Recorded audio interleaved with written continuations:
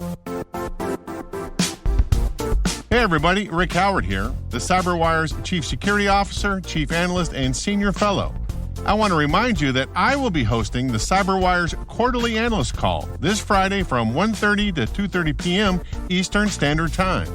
I've invited two experts to the CyberWire hash table to discuss the most impactful stories from the last 90 days. Roselle Safran, the CEO and founder at Key Caliber, and William McMillan, the former CISO for the CIA and currently the SVP of Security Product and Program Management at Salesforce. And you all know as regular listeners that cyber news comes in fast and furious and in large volumes. It's hard to tell what's important and what's not. In this show, we're going to hit the pause button and try to figure it out. Come join us. It's always fun and you might learn a thing or two.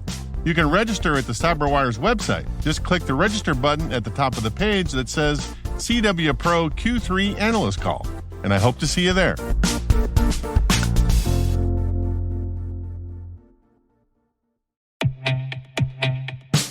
This episode of the CyberWire is made possible in part by SpyCloud. Stolen data circulating on the criminal underground is fuel for data breaches, account takeover, ransomware attacks, and online fraud. Your biggest security risk might be a breach or malware infection outside of your control that exposes the data of your users. SpyCloud constantly recaptures and analyzes new data sourced from the dark web that power solutions that proactively protect over 3 billion employees and consumer accounts worldwide. Learn how to make recaptured data your best defense at spycloud.com/cyberwire. That's spycloud.com/cyberwire.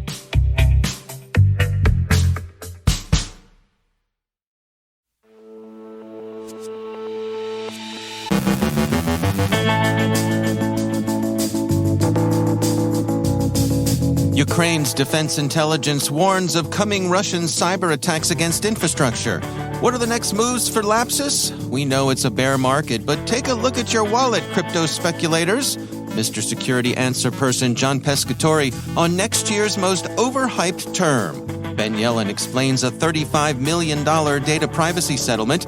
And finally, developments in the Optus breach.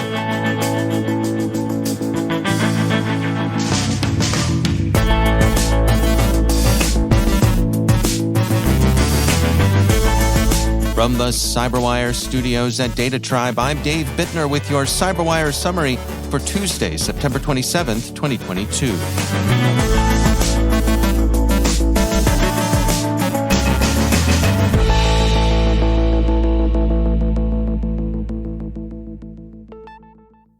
The Ukrainian Defense Intelligence Service warned yesterday that the Kremlin is planning to carry out massive cyber attacks on the critical infrastructure facilities of Ukrainian enterprises and critical infrastructure institutions of Ukraine's allies. The GRU added, first of all, attacks will be aimed at enterprises of the energy sector. The experience of cyber attacks on Ukraine's energy systems in 2015 and 2016 will be used when conducting operations. Their estimate concludes that the cyber attacks will be a combat support operation intended to augment the effects of kinetic strikes. They state, by the cyber attacks, the enemy will try to increase the effect of missile strikes on electricity supply facilities, primarily in the eastern and southern regions of Ukraine. The occupying command is convinced that this will slow down the offensive operations of the Ukrainian defense forces. And Ukrainian allies, especially Poland and the Baltic states, are warned to expect further distributed denial of service attacks. Ukraine has said, and outside security experts tend to agree, that the country learned from the 2015 and 2016 cyber attacks against its power grid. Ars Technica notes the ways in which CERT-UA and its partners appear to have avoided a repeat of those attacks. It seems that a massive takedown of that grid has since become markedly more difficult and considerably less likely than it was in the middle of the last decade. Russian cyber operations have underperformed international expectations during the present war. Their most marked success, the takedown of the Viasat network in the early hours of the invasion, now seems retrospectively to have been less consequential than initially believed. Services were indeed crippled, but the target selection in this case seems to have been wayward. The evident intent was to degrade Ukrainian command and control, but Ukrainian forces used the satellite network only as a backup, and its disruption didn't have any significant impact on military communications, Zero-Day reports. After the high-profile incidents at Uber and Rockstar Games, the Lapsus group seems again to have been disrupted by an arrest, but it's unlikely we've seen and heard the last of them. Digital Shadows offer some speculation about where the group may be headed next. Researchers at Digital Shadows have published a report looking at the possible next moves for Lapsus. The group tends to carry out a combination of hacktivist and financially motivated crimes, although their tactics are generally opportunistic. The researchers say, if reports are to be believed, then many of the culprits for the recent attacks may receive law enforcement attention. One 17-year-old in London has already been arrested, which is likely related to the incidents involving Uber or Rockstar Games. It is realistically possible that this arrest may have a similar impact to what we saw in March. Lapsus may go underground for a period in reaction to increased media and law enforcement scrutiny. There are also signs of an incipient but growing connection between the Lapsus group and ransomware gangs, notably Yan Lo Wang. Digital Shadows points out, within the attack against Cisco, Lapsus were also attributed with activity that is consistent with pre-ransomware deployment activity. As cryptocurrency assets remain in a bear market, many speculators are reluctant to look at their accounts. It's just too depressing. Scammers have been exploiting that inattention to run cash-out scams against account holders. SIFT has published a report finding that cybercriminals are targeting neglected cryptocurrency accounts amidst the drop in cryptocurrency's value over the past few months, stating, as cryptocurrency prices have plummeted in recent months, SIFT's trust and safety architects uncovered a new scam targeting crypto account holders, stating, in this crypto cash-out scam, one fraudster who is looking to launder stolen funds solicits the help of another fraudster who has successfully taken over connected bank accounts and crypto wallets. Once they team up, the cyber criminals load the stolen funds into the hijacked bank account and then into the corresponding stolen crypto wallet before draining the funds and splitting the profits. Brittany Allen, trust and safety architect at SIFT, said, account takeover attacks are proving to be a primary attack method among fraudsters in our challenging economic environment. Adding insult to injury, cyber criminals are leveraging automation via bots and scripts to match ATO attacks at scale, often forcing businesses to choose between introducing excessive friction in their user experience or being consumed by fraud. So, as painful as it may be, take a look at your wallets every now and then. And finally, investigation of the breach suffered by Optus in Australia continues. The US FBI is rendering assistance to the Australian Federal Police. Australia's Minister for Home Affairs and Cybersecurity called the attack quite a basic hack and criticized the telco for permitting it to happen, the record says. For their part, the criminals have sought to increase the pressure on those being extorted by releasing some of the data taken, ABC reports. The hackers are also presenting some of the Robin Hood shtick, sometimes seen in other double extortion incidents, saying, sorry to 10,200 Australian whose data was leaked. It's not quite shadow speak, but if you could see the spelling, you'd call it, well, shadow writing. Whoever you are, sir, Robin Hood, you ain't. They spelled better in Sherwood Forest.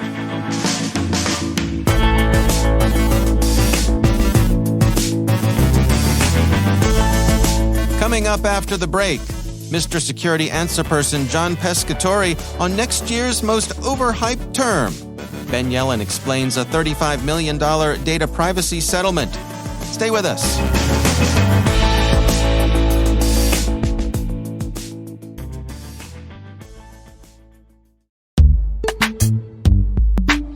And now, a word from our sponsors, KnowBe4. So, what's a con game? It's a fraud that works by getting the victim to misplace their confidence in the con artist.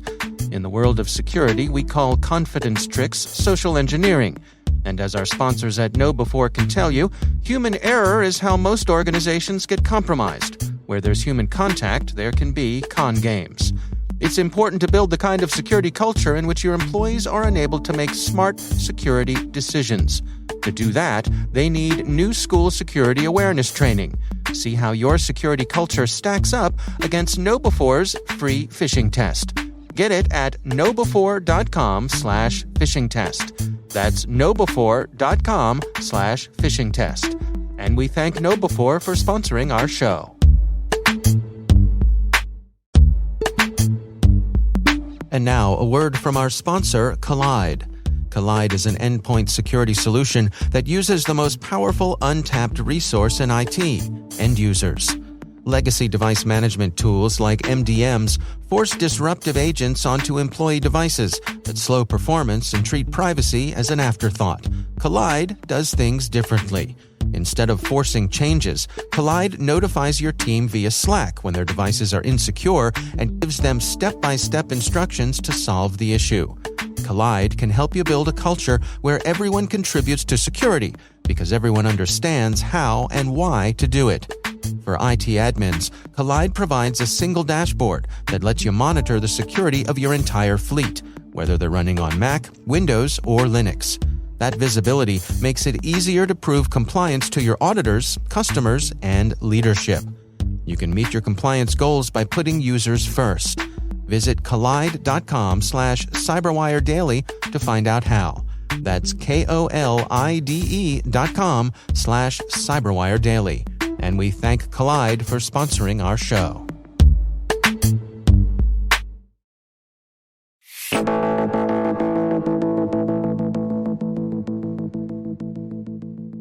There is no shortage of hype in cybersecurity when the marketing and PR folks get their hands on everything. In this edition of Mr. Security Answer Person, John Pescatore takes a look at what just might be next year's most overhyped term. Mr. Security Answer Person.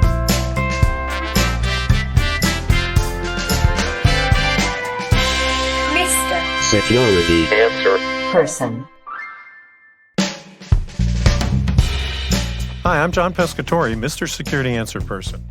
Our question for today's episode: I just listened to the segment where you talked about how overhyped the term zero trust is. Can you give us a prediction of what you think will be next year's most overhyped term? Well, I promise I'll get back to your actual question, but first I'm going to answer a slightly modified version. What do I think should be the most hyped up term in cybersecurity in 2023? Last year, my daughter had her first child, our first grandson, and, no surprise, he turned their lives upside down. I started calling him Chaos Monkey after a cool piece of testing software that Netflix developed and describes this way. Chaos Monkey randomly terminates virtual machine instances and containers that run inside of your production environment. Now, here's the important part of the quote. Exposing engineers to failures more frequently incentivizes them to build resilient services, end quote. Kind of like exposing dinks, dual-income, no-kids couples, to their first baby does. Chaos Monkey is just one of the tools in a collection Netflix calls the Simian Army. A lot of this grew out of chaos engineering work Peter Deutsch at Sun and others did, where they defined the 8 fallacies that developers in the early days of internet software assumed were true of distributed computing over the internet. The 8 fallacies are: 1, the network is reliable; 2, there is zero latency; 3, bandwidth is infinite; 4, the network is secure; 5, topology never changes; 6, there is one administrator; 7, transport cost is 0; 8, the network is homogeneous. Too often, some or all of those 8 fallacies are still taken as gospel when developers write code today, even using fancy new DevOps methodologies. All of this reminds me of when I used to drive an old car that broke down a lot, so I carried a lot of spare parts and tools and often planned my trips so that I'd always be in range of help if the inevitable failure occurred. Cars have actually gotten a lot more reliable over the years, but software really has not. Of course, Mr. Security Answer Person's focus is mostly on fallacy number 4. The network is secure? Here, the network means the entire internet, as in all the connecting paths and all the endpoints. So even if transport security is always running, as in SSL everywhere or over IPsec, we know many of the endpoints will never be secure because they're running software and most endpoints are being used or being administered by people. Software and people are soft and squishy and don't get harder very fast. So I think chaos security should be the new buzzword, and CISOs should be called Chief Chaos Safety Officers or something like that. I've kind of become convinced that chaos can be navigated safely, but chaos can never be made secure. Realistically, though, I doubt we are ready to admit all that yet. With that off my chest, let me answer your original question, which brings me back to the second line in Peter Deutsch's quote. Exposing engineers to failures more frequently incentivizes them to build resilient services. Resiliency popped up on the cybersecurity buzzword radar screen years ago, but it is definitely on the rise. An example is supply chain resiliency vendor Interos and their Resiliency Operations Center, or ROC concept, around maintaining a secure, reliable, and yes, resilient supply chain. We have certainly seen the impact of near chaos in supply chains the past few years, as well as a definite lack of both resiliency and security. With wars and pandemics and climate change all hitting the world all at once, resiliency is actually a pretty lofty goal. I'm looking forward to broad adoption of resiliency development, maybe we'll call it ResDevSecOps, resilient data, and yes, even resilient trust architectures. Mr. Security Answer Person. Thanks for listening. I'm John Pescatore, Mr. Security Answer Person. Mr. Security Answer Person. Mr. Security Answer Person with John Pescatore airs the last Tuesday of each month right here on the CyberWire. Send your questions for Mr. Security Answer Person to questions@thecyberwire.com.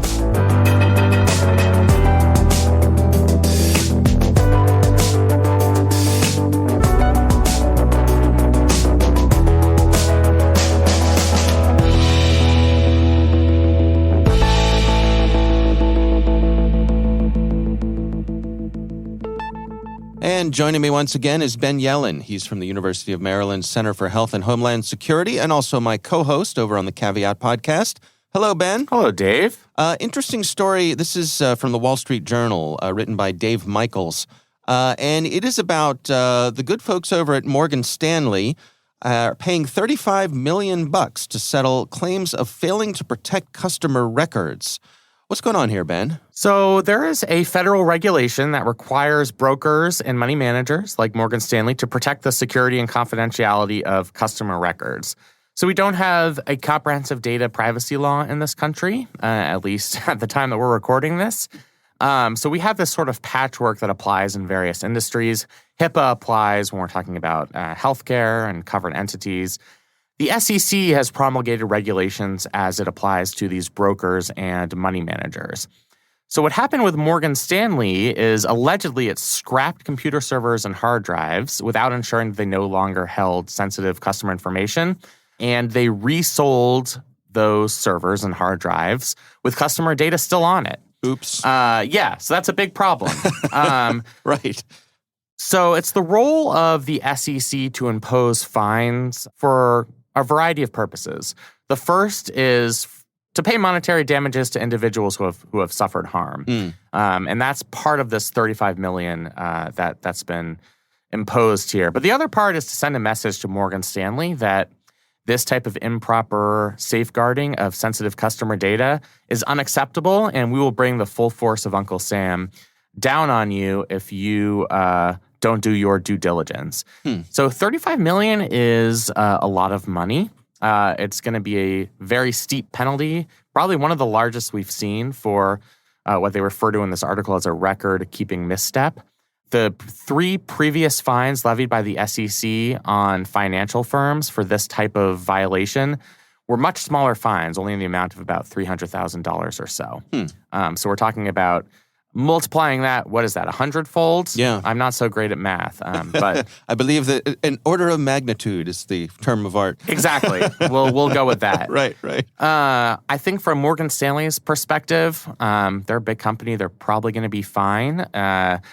they are going to pay the fine and be relieved of the obligations of this investigation. Right. Which has been They're admitting no wrong here. Worth noting, I suppose. They are not admitting any wrong. They're just paying. It's sort of how I feel about when I get caught by one of those speed cameras. Right. Where I'm probably not going to be able to challenge this. I could certainly argue that maybe I wasn't going 45 and a 30, but it's not worth it for me to go to court on this. So they're going to pay the fine. They say that they've notified all of their applicable clients about what happened.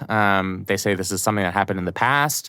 They've been much better over recent history about detecting and protecting against unauthorized access to personal client information. And so from their perspective, and I think from the government's perspective, this matter has been resolved. Yeah. It's interesting. This article points out that the SEC claims that Morgan Stanley lost track of 42 computer servers that potentially contained unencrypted customer data, which it sounds like were in field offices, not at Morgan Stanley headquarters, but out in the offices they have around the country.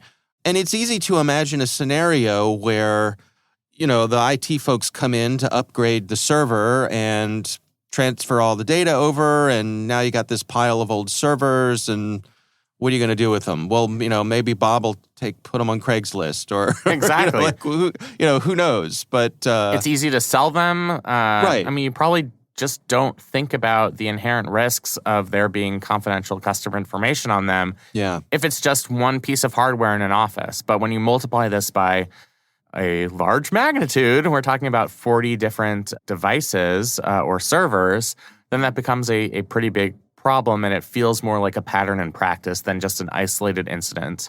It seems like they just had been somewhat negligent in how they dealt with those outdated servers and that outdated hardware. Yeah, I think this is a really good reminder for folks who are tasked with these sorts of things, because I've seen several cases over the years where a piece of hardware gets decommissioned and then it just kind of gets forgotten about. It sits on a shelf maybe for years. And then at some point, somebody says, "Oh, what are we doing with all these, these servers that are on that shelf?" And she says, "I don't know. Just, tell you what, Bob, go out back, just, toss them in the dumpster. No one will ever know." What you got to do is go full Office Space on them. Take them to a field with a baseball bat. Yep. And just whack them and get some good music playing in the background too. Yeah. That's a solid plan. Mm-hmm. All right, Ben Yelin, thanks for joining us. Thank you.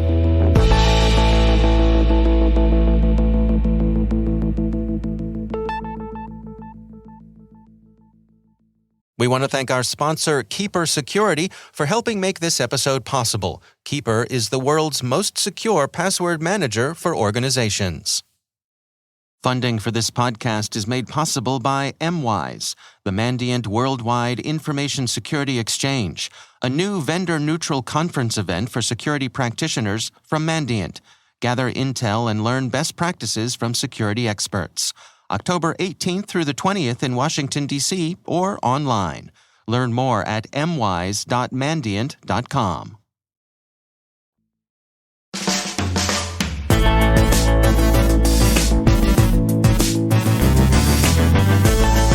And that's the CyberWire. For links to all of today's stories, check out our daily briefing at thecyberwire.com. The CyberWire podcast is proudly produced in Maryland out of the startup studios of Data Tribe, where they're co-building the next generation of cybersecurity teams and technologies. Our amazing CyberWire team is Elliot Peltzman, Trey Hester, Brandon Karp, Eliana White, Peru Prakash, Liz Irvin, Rachel Gelfand, Tim Nodar, Joe Kerrigan, Carol Terrio, Ben Yelin, Nick Valecki, Gina Johnson, Bennett Moe, Chris Russell, John Petrick, Jennifer Iben, Rick Howard, Peter Kilpie, and I'm Dave Bittner. Thanks for listening. We'll see you back here tomorrow.